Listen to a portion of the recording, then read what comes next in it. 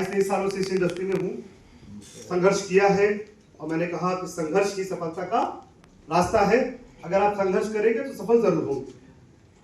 समय बहुत कम है, इसलिए मैं सिर्फ और सिर्फ 2 से 3 मिनट आपका लूंगा। मैंने 2003 में एक सेमिनार में इसी तरह पीछे खड़ा था और एक कहानी सुनी थी, और वो कहानी मैंने अपने जीवन में गांठ बांध के रख ली और उसी कहानी ने मुझे सफल बना दिया। तो सुनेंगे? सिर्फ और सिर्फ 3 मिनट, बहुत छोटी सी कहानी है। अगर ये समझ पाओ, क्योंकि इस कहानी को मैंने साक्षात देखा है और इस कहानी के कैरेक्टर कहीं ना कहीं आपको इसी हॉल में दिखेंगे अभी 3 मिनट के बाद। कहानी यूं है कि एक छोटा सा गांव था, गांव में सब कुछ था, बस मंदिर नहीं था।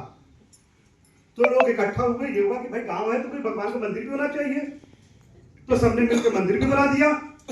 अब जब मंदिर बनेगा तो भगवान की मूर्त भी चाहिए, बिना मूर्त के भगवान का मंदिर किस काम का। तो लोगों ने कहा कि भगवान की मूर्ति बनानी है, तो फिर एक मूर्ति बनाने वाले, एक पत्थर तराशने वाले को बुलाया गया और उससे कहा कि भाई आप भगवान की एक मूर्ति बनाइए। तो उसके पास एक ऐसा ज्ञान था कि पत्थर उससे बात करता था। तो जंगल की तरफ बढ़ा, उसने एक पत्थर उठाया। जैसे ही पत्थर उठाया, पत्थर से आवाज आ गई, कह रहे भाई मुझे क्यों ले जा रहे हो? उसने कहा कैसा है, मैं तुम्हें तराशूंगा और तराश के भगवान की मूर्त बना दूंगा। तो पत्थर ने पूछा अच्छा इसके लिए मुझे क्या करना पड़ेगा?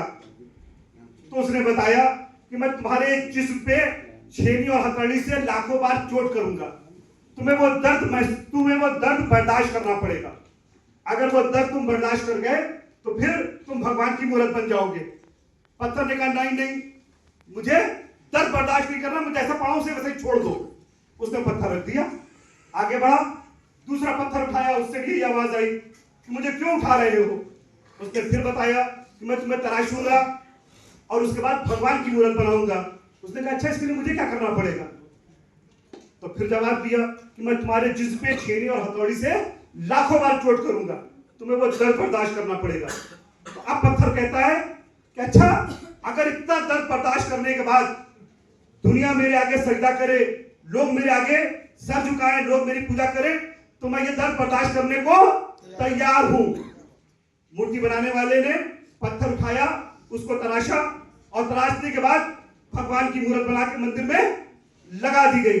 अब मंदिर के प्राण प्रतिष्ठा का दिन आया, वो दिन कि जिस दिन मंदिर के कपाट खुलने थे, लोगों को पहली बार भगवान का दर्शन करना था।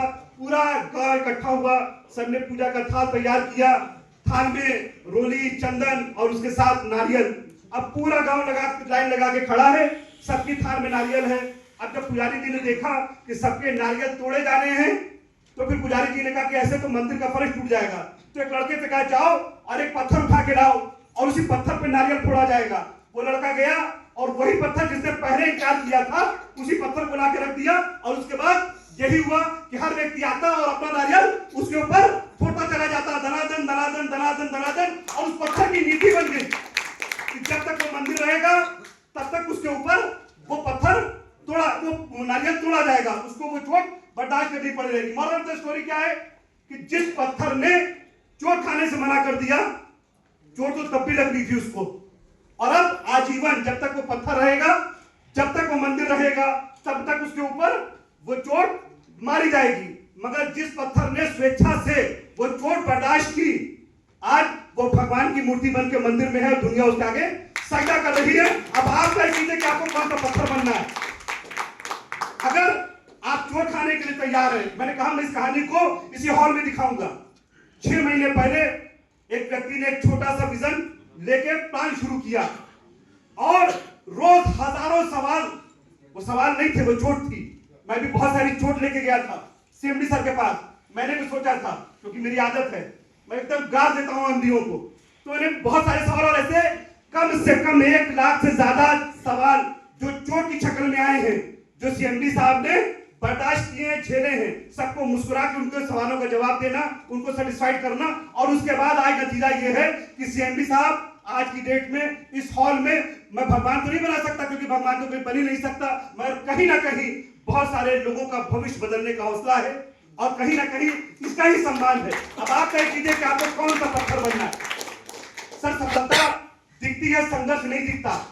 आज जो लोग इस हॉल में बैठे हैं, जरा उनसे पूछिए, 24 घंटा सफर करके आए हैं। 24 घंटा सफर करना मुश्किल है, बहुत मुश्किल है, और धुंध ऐसी थी कि कुछ दिख नहीं रहा था।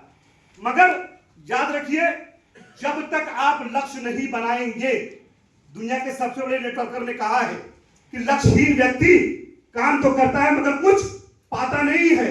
जैसे पेंडुलम घड़ी का हिलता तो है मगर कहीं पहुंचता नहीं है। क्यों? क्योंकि उसका लक्ष्य नहीं है। मैं बताऊं, मेरी टीम के साथ जो घटना हुई कि इमरान भाई मिर्जापुर से चले, जैसा आप लोगों ने देखा, लोग बहुत ज्यादा हो गए, गाड़ी में जगह नहीं बची। मैंने टीम को रोक दिया और उनके लिए वैकल्पिक व्यवस्था की, कार की। मगर कोहरा इतना था, गाड़ी की फ्लॉग लाइट खराब थी, 40 किलोमीटर आते आते ये हो गया कि गाड़ी किनारे लगाओ, नहीं जा पाएंगे। इमरान भाई ने मुझे फोन किया, मैंने कहा आप खड़े रहिए, इसलिए यदि मिर्जापुर की धरती से कोई लक्ष्य बना के चला है कि मुझे पोखरा जाना है तो जाना है। मैंने रात के 2 बजे बनारस से दूसरी गाड़ी अरेंज की और वो गाड़ी लेके आई। 2 घंटे तक इमरान भाई और उनकी टीम खड़ी रही। और इसका नतीजा ये है कि यदि हम अपने लक्ष्य से नहीं भटकेंगे तो अपने मंजिल पे जरूर पहुंचेंगे। इमरान भाई और उसकी टीम आज पोखरा की इस धरती पे, इस हॉल में हमारे साथ है। यदि हम वहां पे अपना लक्ष्य बदल देते, हौसला तोड़ देते, तो इमरान भाई वापस अपने घर चले जाते। मगर आज इस हॉल में हमारे साथ नहीं होते। तो मैं सिर्फ और सिर्फ एक ही बात कहूंगा, 1 साल दे दीजिएगा, 1 साल। मैं एज ए नेटवर्कर नहीं कह रहा हूं, क्योंकि नेटवर्किंग तो मैं बीच में कभी करता हूं, कभी 4-4 साल कंपनियां टच ही नहीं करता, कोई मेरी टच की कंपनी नहीं होती। पिछले 4 साल से मैं कोई प्लान नहीं कर रहा। मैं as a motivator, as a planner बता रहा हूं मेरा अनुभव जो है, और अभी तक तो मेरा अनुभव गलत नहीं हुआ। 1 साल दे दीजिए सर, 1 साल, 2026, सिर्फ 2026 दे दीजिए, आपकी दशा और दिशा दोनों बदल जाएगी। दशा और दिशा बदल जाएगी। सिर्फ और सिर्फ नेटवर्कर मैंने आया था कि इस इंडस्ट्री में मैं इन्वेस्टमेंट मार्केट से नहीं था, मैंने बहुत पढ़ा है और दुनिया के बड़े मोटिवेटर्स, बड़े पर्सनालिटी डेवलपर्स और बड़े स्पीकर्स को सुना है। और सिर्फ एक सीखिए, नेटवर्क मार्केट में कामयाबी एक लाइन में समझाता हूं आपको, एक लाइन में।